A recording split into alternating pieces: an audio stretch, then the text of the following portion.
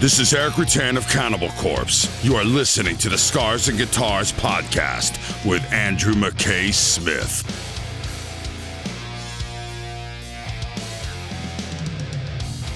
This is a conversation between myself and Sotiris Anunnaki V, or is it 5, from the Greek outfit Septic Flesh.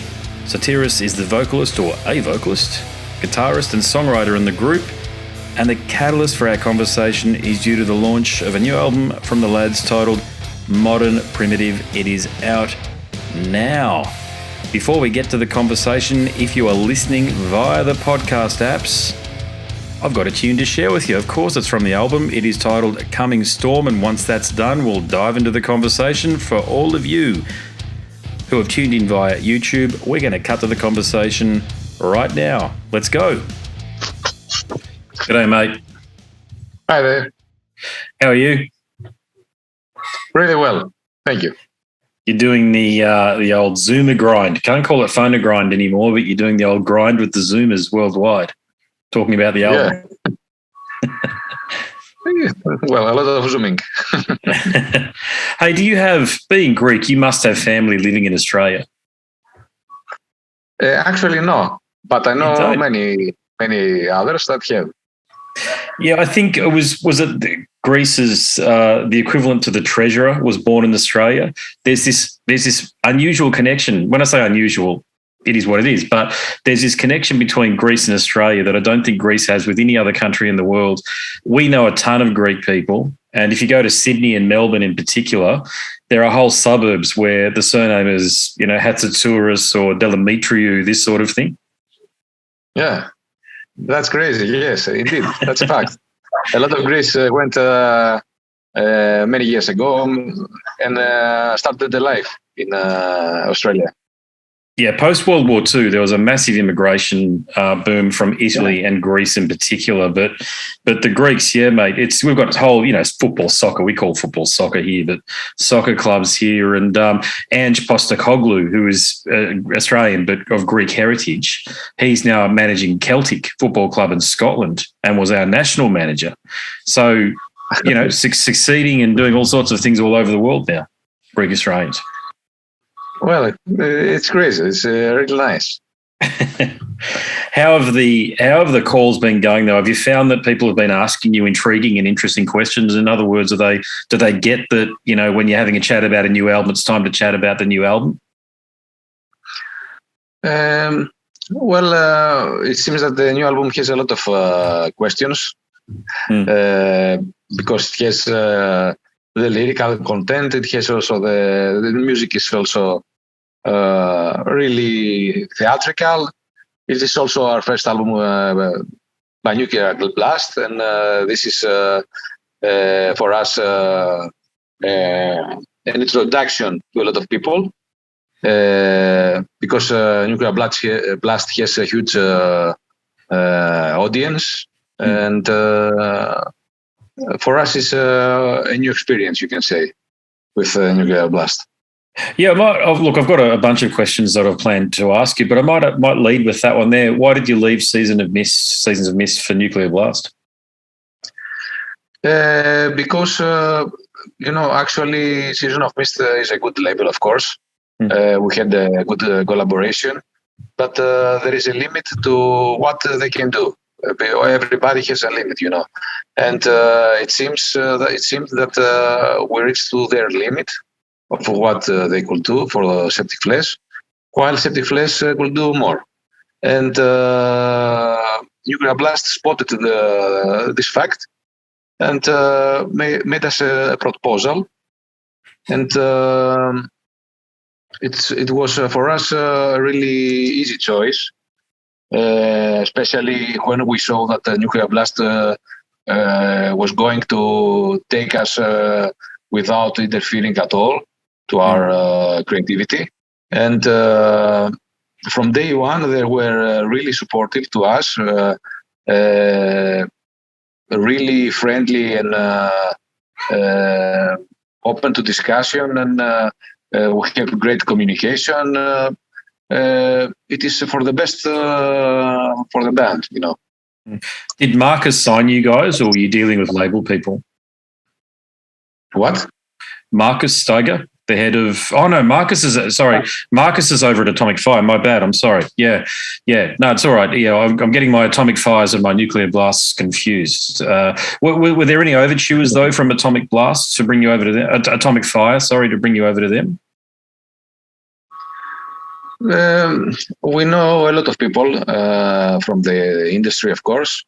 But whatever has to do with labels, we have a manager in the band that is responsible for this situation.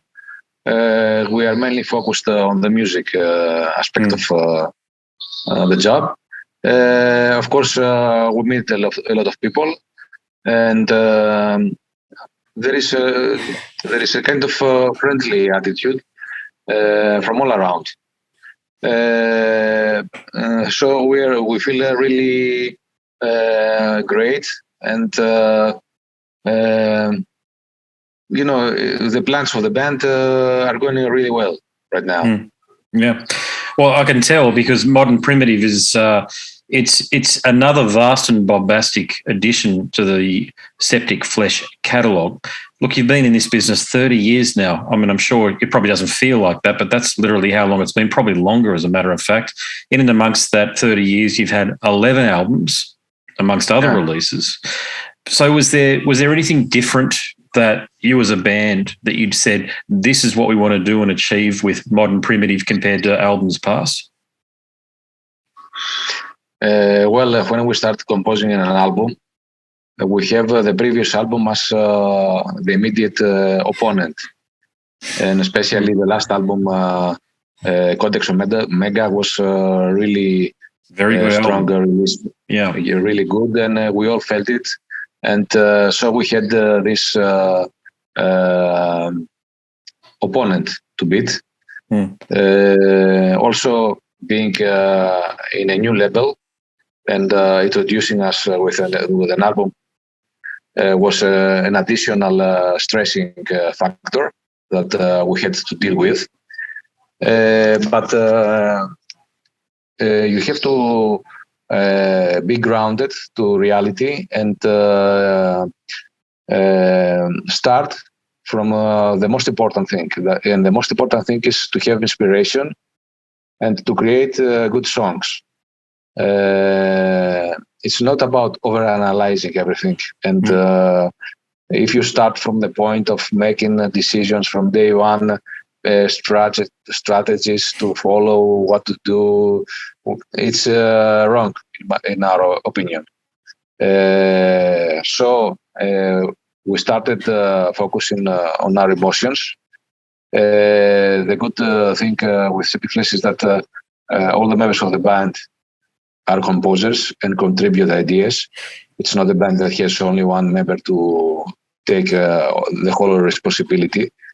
And so there are ideas from all directions. And when someone feels a little bit overwhelmed at some points, some other from the band takes the idea to the next step. So we had this luxury in the band. And we started just by saying to ourselves that we have to beat the previous one. And we will not stop trying until we all feel that we have done so. That was the only rule of thumbs. I'm glad you brought up Codex Omega because it is considered one of the great modern heavy metal albums. It's had a tremendous impact. It's actually, when you go into a lot of those fan forums on Reddit, on those best of albums in a career, it's actually number one or number two for you guys, which is, to be honest, it's really unusual that late in a career. When I say that late in a career, almost 30 years in, you have your best album. What other band does that happen with? But look, it's an outstanding album, I must say, and I'm going to have to live with Modern Primitive a lot longer before I compare it to Codex Omega. But that's the point. Yes. Did you feel a lot of pressure to follow up after such a stellar accomplishment? Yes, actually, it's a pressure that builds up from album to album. As you said, we are a veteran band. And so we have tried many times to surpass ourselves. And always there is this question to our mind that can we make it? But you have to strive. You have to focus on the task.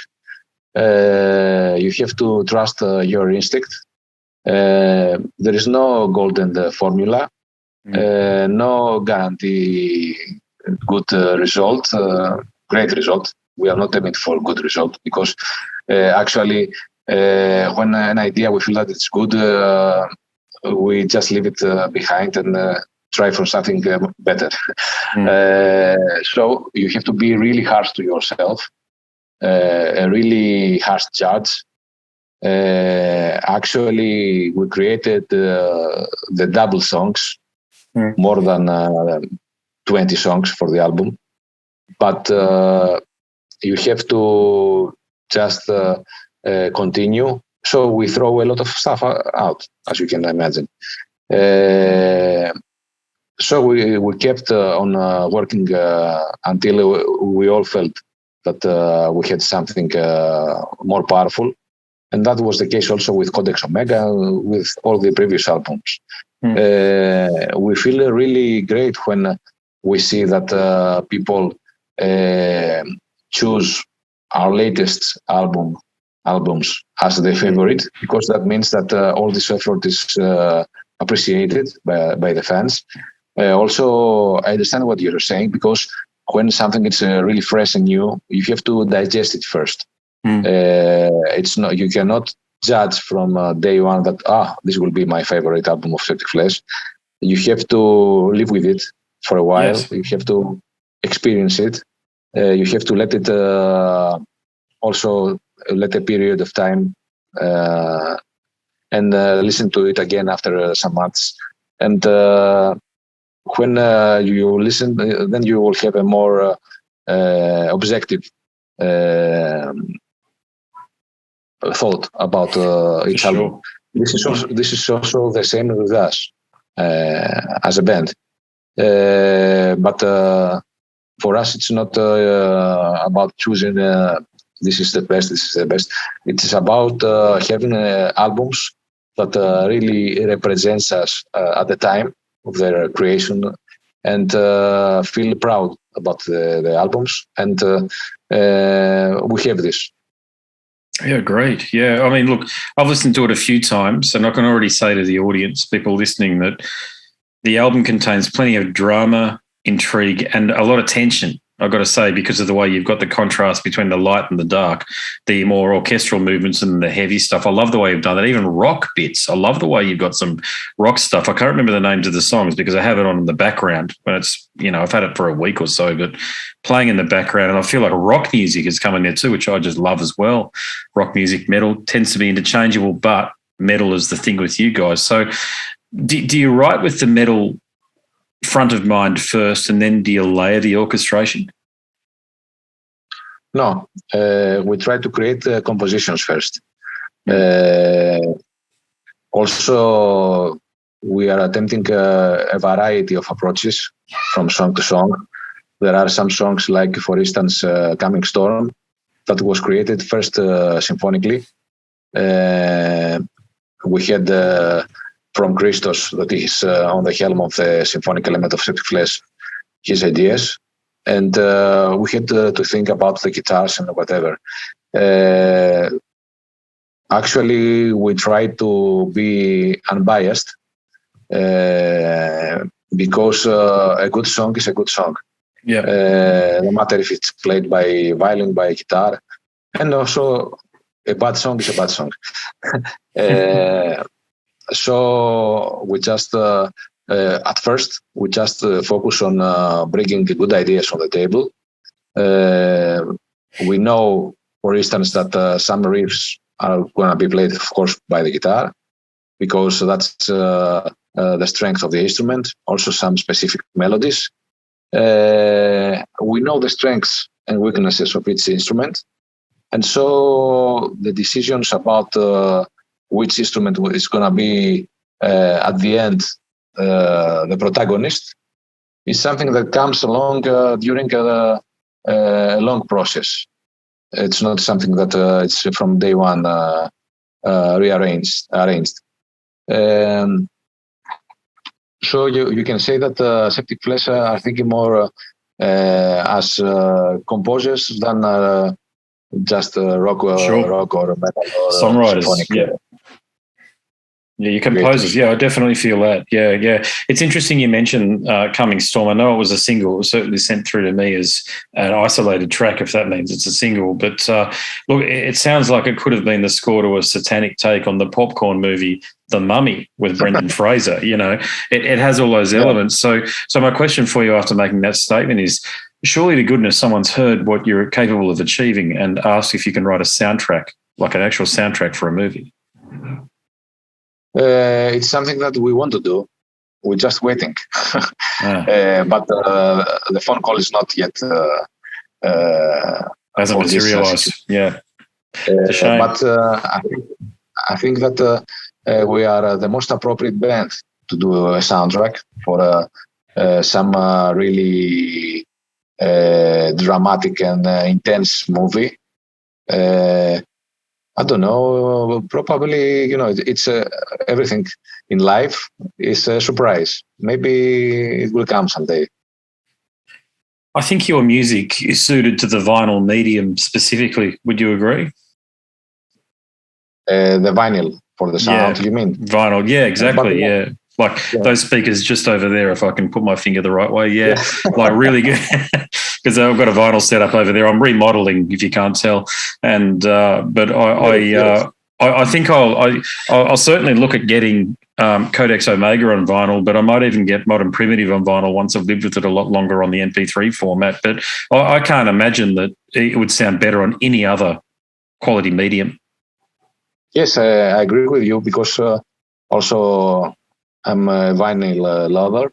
But besides the fact of that the sound is more warm and human on the vinyl, and the whole ritualistic element of putting the violence in the vinyl and focusing on the, instead of pushing a button in your PC or whatever, and the MP3, of course, suppression of to the sound.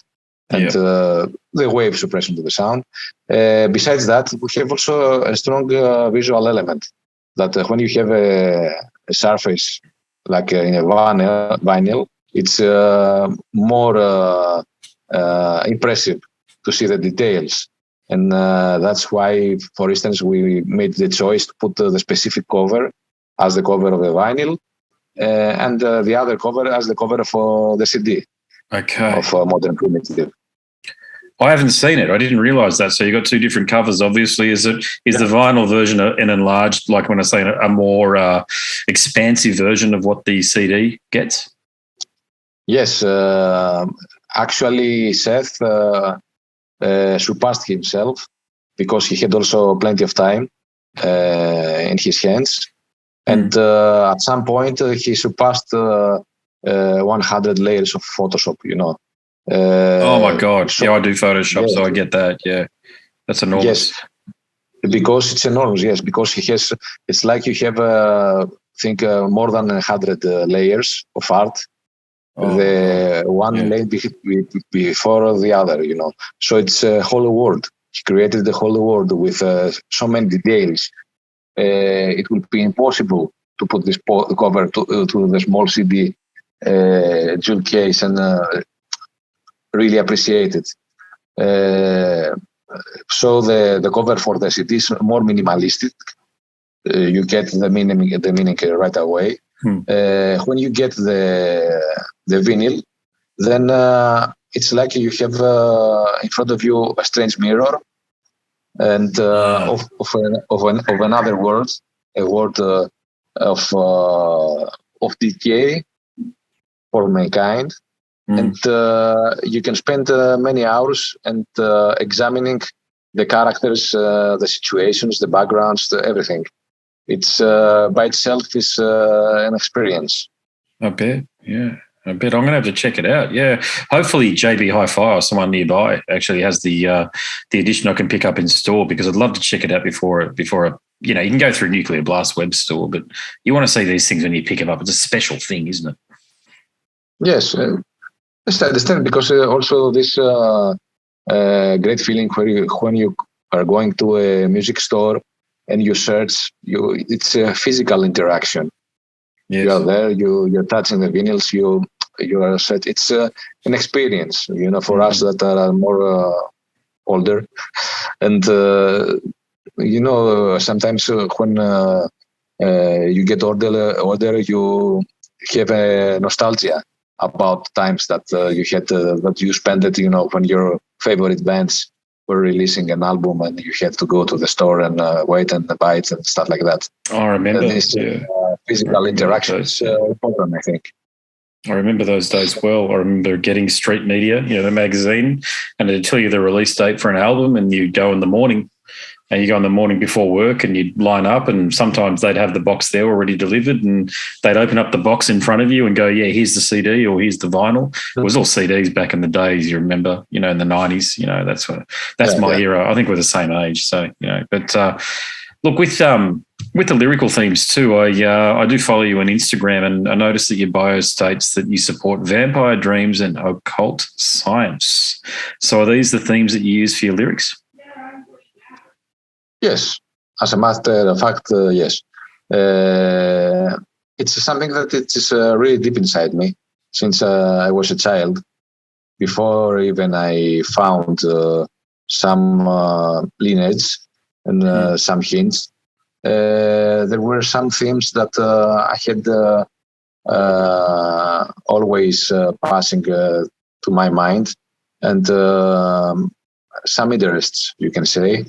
And some questions, because everything starts with a question, and debate, you can say. You have to attack something with all your might, and if it doesn't fall, then it's true. This is my perspective. That's so true. Of course, great perspective. Of course, what I mean by occult, I don't mean hocus pocus. I don't mean nonsense and things just to impress, like the magician in a circus. I mean about the things that are hidden, because and that's why I mention also science, because for me something must work all the time, not some now it works, now it doesn't. If you have found something that really works all the time, then it's valid. Or if it doesn't work, something happened and that interfered. It's so you have to, if you want to have results and not only to just be a poser, as many people are, you have to validate your experiences, and you have to repeat your experience by will. And this kind of treating the will, that is something that is not materialized in front of you. It's not the will has no face, it's invisible, but it exists, the will, for instance. This kind of things that are more based on energy and more based on materializations of your desires. They are not at first visible, but when the results are visible, then it's a success that you can verify. You're a smart fellow to make that distinction. So do you subscribe, or do you lean into the philosophy of LaVey Satanism, or is it beyond that? Of the? LaVey, Anton Santor LaVey Satanism? Well,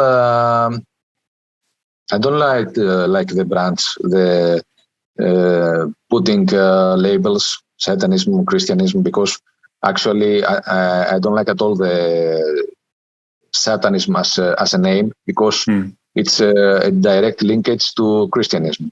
Yeah. For me, this is something that always why I avoid say I'm a Satanist and something like this, because I don't want to use to become the flag of Christians and to use their own flags, and their own names. But on the core of the philosophy, I'm of Anton LaVey. I'm really, really close, because for me it's a matter of philosophy. LaVey and his church quote, his way of thinking resonates with my way of thinking more than the way of thinking of some other guys that find a fancy name just and perform some rituals with saying some words and gather all together and do stuff and think that they are magicians. For me, if you want to be someone powerful, your own God, you have to be a philosopher first. You have to find inside yourself the answers. The answers are not told by one person only, by LaVey or by anybody else, or by the Bible. There is no book that contains all truth and all. It's impossible. But you can find really useful thoughts for food, food for thoughts. And then you have to build on your own, because you have to have your own strength. It's like a muscle that you have to develop inside of you.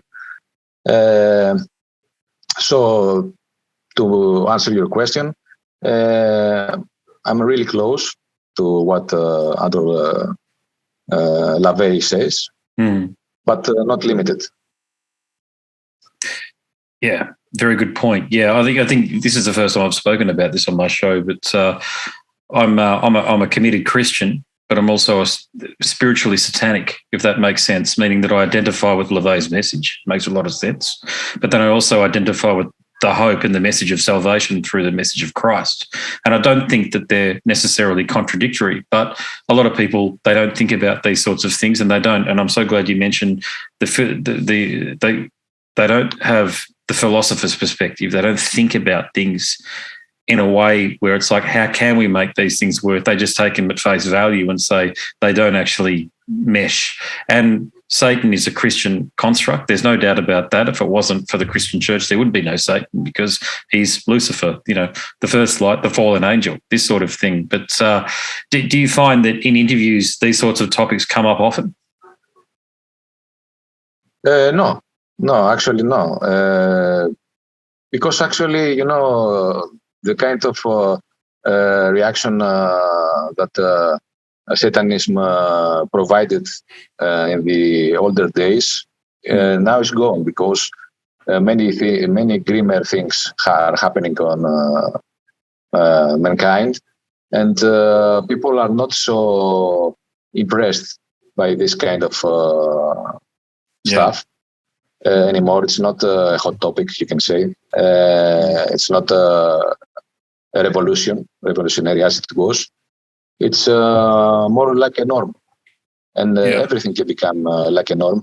And when you turn something into a norm, then it's not against. It's not the enemy. It's not someone with the power to attract and create conversations and topics and stuff like that. But in my case, this is good, because it's not everything a matter of making impressions, and it distracts from the truth and from the actual meaning. That we have to, each one of us have to think for himself. He has to accept the consequences of his actions, and the good and the bad. Everybody makes choices. Everybody, whatever you choose religion or no religion, philosophically specific attitudes. It's up to you, and it's up to you to accept the benefits or the bad things that will come with this. As a Greek, do you think about the idea that all modern philosophy, all modern academic framework, and even most religious framework has its origins in ancient Greece? Is that something that you feel await as a modern Greek? Actually, the ancient Greek spirit and philosophy managed to survive and spread around the whole world and being transmuted, you can say, and being a starting point for other thinkers and other ways to evolve the philosophical thought. But of course, also the Greek thought had some background, because you cannot say that everything started in Greece. There were ancient, even more ancient civilizations. And as the trade between different countries evolved with the passing of years, wherever there was trade, there were chances for different kinds of people from different countries to meet, to share their different philosophical points. Also, the Greeks, as Greeks, we had this impulse to travel around, to meet other people. So a lot of ancient people traveled all around to the nearest places, to Egypt, to and the other places that were really close at the time and more easily accessible. And so they learned a lot of stuff. And as I told you before, it's how you digest the information that you get, and then you make it your own and you build upon it.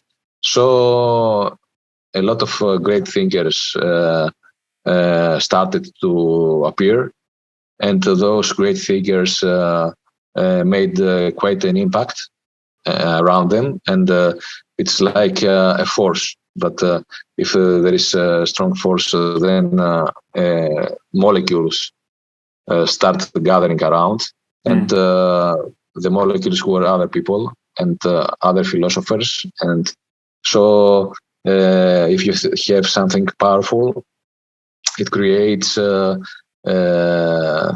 copies of itself. And those copies tend to get their own identity and evolve and evolve and evolve. So it's, you can say, a chain, a philosophical chain that starts before Greece. In Greece, there was a big boom, a big spread all around, and focus on the most important aspects of all their philosophical ideas. And then the whole world took advantage of this evolution in thinking. Yep. Because actually it was a thought that besides thinking about deities and gods and all-powerful beings, started shifting the focus towards the humans instead of towards the experience and towards life. And so it was a really important evolution, and something that we feel really proud as Greeks. Just a quick roll call for people who are listening, just to bookend what we're talking about here. Pythagoras is the father of mathematics. Protagoras is the relativist Greek philosopher, the first. Okay, Socrates is the father of Western thought, and Plato is by far the most famous ancient Greek philosopher, covering a lot of ground there. And then, of course, we've got Aristotle. Okay, so we're talking about people who are integral to fostering Western civilization. Without them, effectively Western civilization doesn't, it may have evolved, but it doesn't evolve the way it did without their thinking. When you're at school in Greece as a young fella, and even amongst your friends, why Greece? That's the question. It could have been anywhere. It could have been India, could have been North America, could have even been Australia potentially. But why do you think it was Greece in particular that had such a profound impact and influence? Why was it the Greeks that were selected by God potentially to be the source and the influence of all civilization as we know it? I don't know. Probably it is. I think that Greece, as I told you, was in the middle of a lot of different ideas. It was the position of Greece at the time, in combination with other great civilizations. And when you are on the crossroads, you can say, of East, West, and etc., and it's a really privilege, a great privilege. And of course, as it was really a place that the trade was thriving, there were a lot of chances for this to happen. I think also in the power of the chance. When the soil is more fertile, there is a chance that you have best plants, best results. I think this is the situation. And of course, also it's about randomness and about having some really studying out personalities that were born in Greece.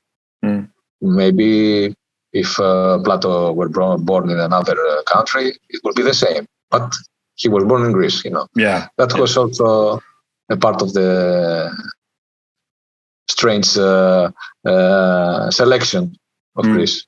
Yeah.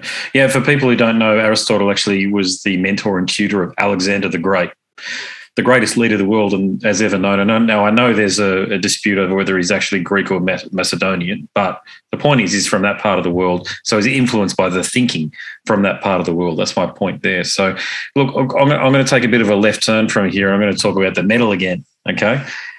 Tell me, I've never interviewed the guys in Christian, but they strike me as stand-up fellas. I've certainly seen them before, and tremendous band. Can you tell me, you've toured with them a bunch of times, so this is why I'm asking you this question. Can you tell me a good tour story with your mates in Christian? Christian? Yeah. So I'm actually not a continuing member of the live shows of Septic Flesh, because Saikon is in my place, and I was not on the tour with Christian. Right. But from what I have learned from the other guys, it's a really cool band, and there is a lot of craziness when you tour. Because everything happens so fast, and one day you are in this country, the other country, and sometimes you are carried away, and a lot of energy builds up. It's craziness. Yeah. Frederick Nordstrom. You've worked with him on 3 of your albums. They're great albums, I've got to say. What did you feel he brought to the band that was important? Like, why did you choose to work with him for 3 albums? Because he's a genius. He has created a really unique style, and his production generated great albums and classic albums in all kinds of metal music.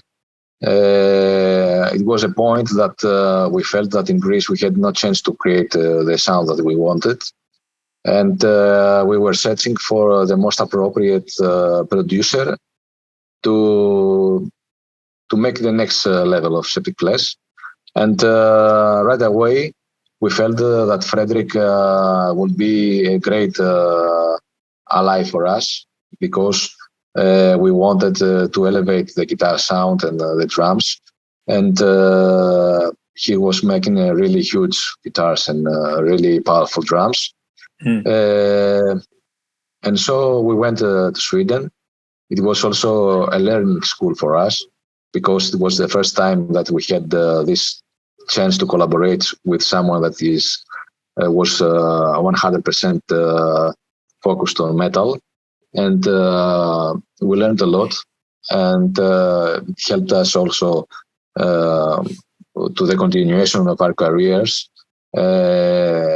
Actually, when you start making albums with experienced producers, you gain also the experience to create your songs in a more efficient manner, because eventually your songs will gonna be recorded and of course played live, and you can avoid some situations that one frequency eats the other, and you lose your power. So true. It was really a great school for us to work with him. He is also a really crazy guy. I can tell you a lot of stories, funny stories, great sense of humor. We had a great fun for the recordings, and that's why we used him for 3 albums in a row. It was the most used producer for Septic Flesh.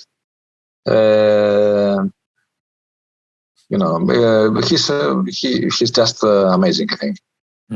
Tell us one of the stories. Give us a select one of the craziest stories that you think people would like to hear.